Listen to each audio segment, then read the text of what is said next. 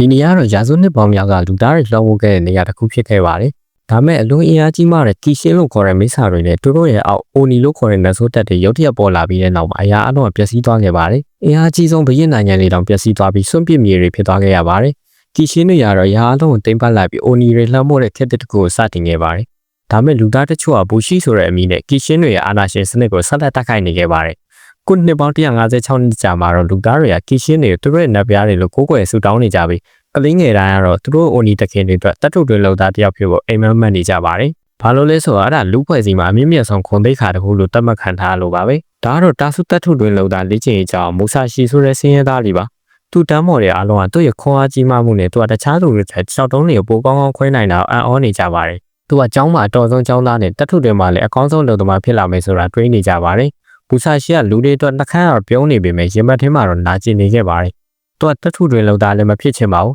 ။နောက်တော့သူတို့အတန်းတွေကိုသွားကြပြီးဆီယာမဘူရှိလို့ခေါ်တဲ့လူတစုမကောင်းတဲ့အကြောင်းပြောပြပါတယ်။ငါတို့လေသမားတွေရဲ့ဘဝကိုခက်ခဲအောင်လုပ်နေတာဒီကောင်တွေရဲ့လက်ချက်တဲ့။ဘူဆာရှိကဒီစကားကိုကြားတော့အရန်စိတ်ဆိုးသွားပါတယ်။သူငယ်ငယ်တော့သူနဲ့သူ့တငယ်ချင်းဓာတ်တိုင်းတင်နေတော့အဖြစ်ပြက်ကိုပြန်မြင်အောင်လာပါတယ်။သူတို့နှစ်ယောက်အရန်ပျော်ခဲ့ကြပါတယ်။ဒီချိန်မှာပဲသူ့တငယ်ချင်းအဖေရောက်လာပြီးသူတို့နဲ့ခလာလောက်စကားပြောကျင်တယ်လို့ပြောလိုက်ပါတယ်။အရင်တော့အရန်ကြီးမားတဲ့မိစ္ဆာကြီးပေါ်လာပြီးတိုင်းပြည်ကိုကျူးကျော်ဝင်ရောက်ကလူတွေကိုတက်ဖြတ်ခဲ့တယ်။လူရန်ကသူတို့ကြောက်နေပြီသူတို့ကိုကိုးကွယ်တာသူတို့လူချင်းအမှန်တည်းလုပ်ပေးခဲ့တယ်ဒါမဲ့လူတစုကတော့အဲ့ဒီတက်တော်တွေမကိုးကွယ်ပဲသူတို့တက်နိုင်တယ်လို့ပြန်တိုက်ခိုက်ခဲ့တယ်အဲ့ဒီလူတွေကတော့ဘူရှိတွေပဲငါနဲ့မင်းတငယ်ချင်းကိုကြီးရိုတော့ကအဲ့ဒီဖွဲ့တွေကပဲမူဆာရှိအဲ့ဒီချိန်မှာကောင်းညှိလိုက်ပြီးသူတို့နဲ့ပူပေါင်းပြီးဘူရှိဖြစ်လာမယ်လို့ပြောပြီးသူနဲ့ကိုကြီးရိုကြီးလာရင်အဲ့ဒီတက်တော်တွေဖျက်ဆီးပြီးအားလုံးတက်ပြစ်မယ်လို့ပြောလိုက်ပါတယ်အဲ့ဒီချိန်မှာပဲသူအရန်ပျော်နေခဲ့ပါတယ်ဆီယမကတော့သူ့စကားကိုဆက်ပြောပြီးသူတို့အတွက်ကြောင်းမှာဒီနေ့ကနောက်ဆုံးရက်ပဲလို့ပြောပါတယ်မနက်ဖြန်စပြီးသူတို့ယာတူတိုးပြီးမိုင်းတွင်းနဲ့ဝင်ရမှာဖြစ်ပါတယ်ဒါကြောင့်အားလုံးလည်းထားကြပြီးမိုင်းတူးသမားဖြစ်ဖို့ကျန်းသစ္စာဆိုကြလို့ပြောလိုက်ပါတယ်။ကျောင်းသားတွေအားလုံးလည်းပျော်ရွှင်စွာနဲ့မိုင်းနှင်းလောက်တာဖြစ်လာမယ်ဆိုတဲ့ကျန်းသစ္စာကိုဆိုလိုက်ပါတယ်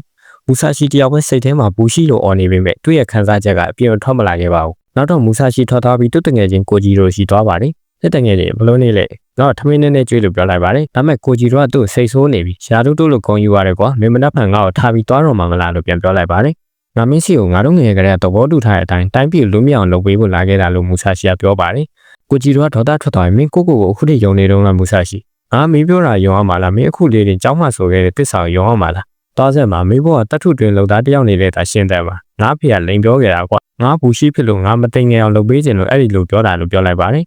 ်မူဆာရှိကတော့ဒေါသထွက်နေပြီးသူပြောတဲ့စကားတွေကိုငါကောင်းကောင်းမှတ်မိတယ်လူကိစ္စမျိုးမှာသူလိန်ပြောဖို့ဆိုတာမဖြစ်နိုင်ဘူးအားနဲ့လိုက်ခင်ငါတို့တူတူအမှန်တရားကိုရှာဖွေကြမယ်လို့ပြောလိုက်ပါတယ်ဒါမဲ့ကိုကြီးတို့ကတော့ညင်းလိုက်ပြီမင်းကတောက်အဲ့လောက်ထိလေးနဲ့မထားပါဘူးကွာဒီကနေသွားစမ်းပါမင်းကိုနောက်ထပ်မမြင်ကြတော့ဘူးလို့ပြောလိုက်ပါတယ်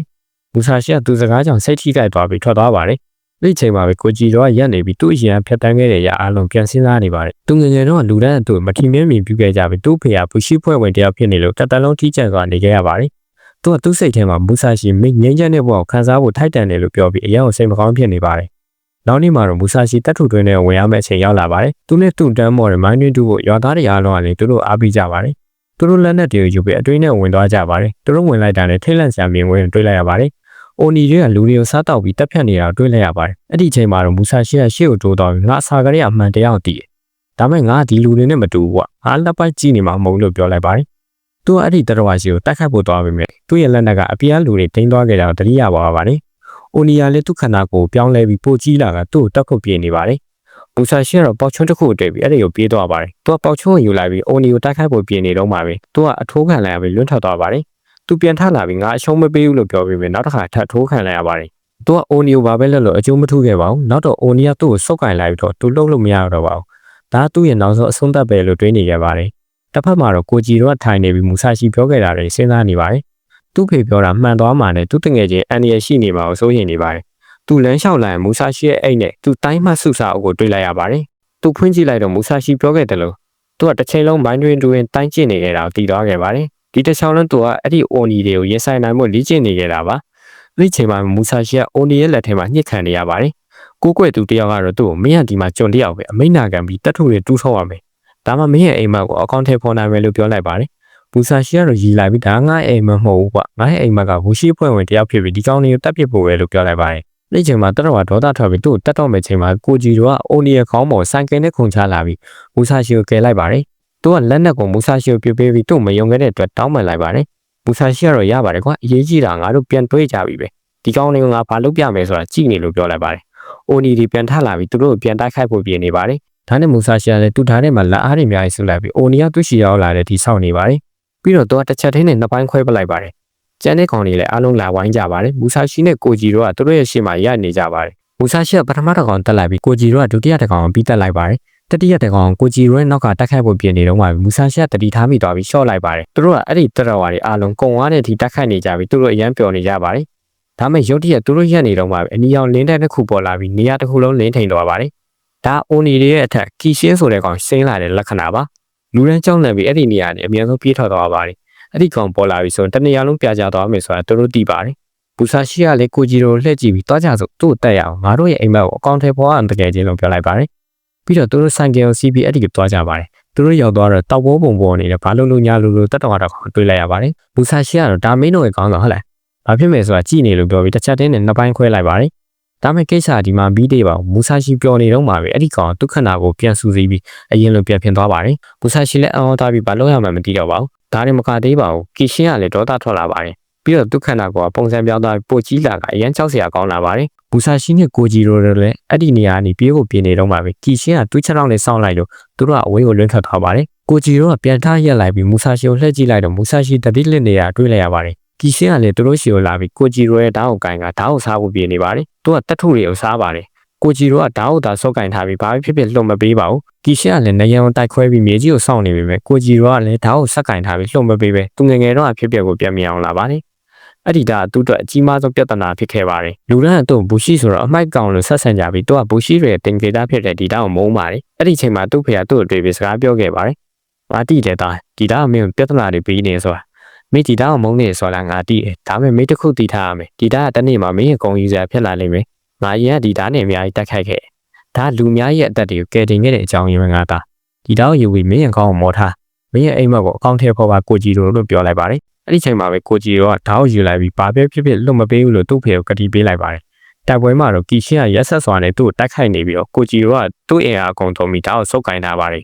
်ကီရှင်းကတော့သူ့ကိုမြေကြီးပေါ်ပစ်ချလိုက်ပြီးသူ့ရှာဓာတ်ကိုယူကမျိုးချလိုက်ပါတယ်ကိုဂျီတို့လည်းစိတ်ပြတ်သွားပြီးဘာလို့မှမသိခဲ့ပါဘူးသူကသူ့ရဲ့စိတ်ထဲမှာငါဖေးထားခဲ့တဲ့တခုတည်းတော့ရာတော့မကာကွယ်နိုင်ခဲ့အောင်လို့တွေးနေပါတယ်ဒါမဲ့သူရုတ်တရက်လှည့်ကြည့်လိုက်တော့သူ့တငယ်ချင်းမူဆာရှီကကီရှင်းစီကိုပြေးသွားပြီးသူ့ကိုတက်ခိုက်နေအောင်တွေးလိုက်ရပါတယ်သူကကီရှင်းရဲ့အစာအိမ်ကြီးအောင်မှန်းဆပြီးဒါကဒီမှာရှိရမယ်လို့ပြောကသူ့အင်အားအကုန်သုံးပြီးတူးဆွနေပါတယ်ကီရှင်းကလည်းသူ့ကိုပြန်တိုက်ခိုက်ပေမဲ့မူဆာရှီကရှောင်းလိုက်ပြီးကီရှင်းကိုသူ့ကိုသူပြန်တိုက်ခိုက်မိအောင်လုပ်လိုက်ပါတယ်သူကဆက်တိုင်နေပြီးတော့လူတန်းကသူ့လုံနေတော့အံ့ဩနေကြပါတယ်သူကသူ့လက်အားတွေစူးစီးလိုက်ပြီးကီရှင်းရဲ့အစာအိမ်ကိုဖောက်ထွက်သွားတဲ့အထိထိုးထည့်လိုက်ပါတယ်ကီရှင်းကြီးလည်းလဲကျသွားပြီးလှုပ်လို့မရတော့ပါဘူးနောက်တော့သူကကီရှင်းရဲ့အစာအိမ်ကိုခွဲလိုက်ပြီးကိုဂျီရိုရဲ့ဓာတ်ကိုထုတ်ယူလိုက်ပါတယ်ပြီးတာနဲ့သူကသူ့တကယ်ချင်းရှိသွားပြီးဓာတ်ကိုပေးလိုက်ကမင်းတို့ဒီရဲ့ဓာတ်ရဲ့တန်ဖိုးငါသိတယ်လေဒါကငါတို့ပူရှိတွေရဲ့မာနာပဲဒါအောင်မပြောက်စီနဲ့လို့ပြောလိုက်ပါတယ်ကိုဂျီရိုကလည်းသူ့စကားကြောင့်အရင်စိတ်ထိခိုက်သွားပြီးကျေးဇူးတင်ပါတယ်တကယ်ချင်းမင်းတို့တကယ်ချင်းရှိနေတဲ့ငါဘာမှစိုးရိမ်စရာမလိုတော့ဘူးလို့ပြောလိုက်ပါတယ်သူတို့နှစ်ယောက်ရမ်းပြောနေကြပါတယ်ဒါမဲ့သူတို့အဲ့ဒီကီရှင်းကိုတက်လိုက်လို့ပြောနေတော့မှပဲရွေလျားနေတဲ့ရွာတရားသူတို့ရှိလာနေတာတွေ့လိုက်ရပါတယ်အဲ့ဒီရွာကတော့တက်ထီတွင်ရဲ့အခါရံဖျက်ဆီးပြီးလူတွေအများကြီးထွက်လာကကီရှင်းကိုနေရာနှံ့နေဝိုင်းကတက်ခိုက်နေပါတယ်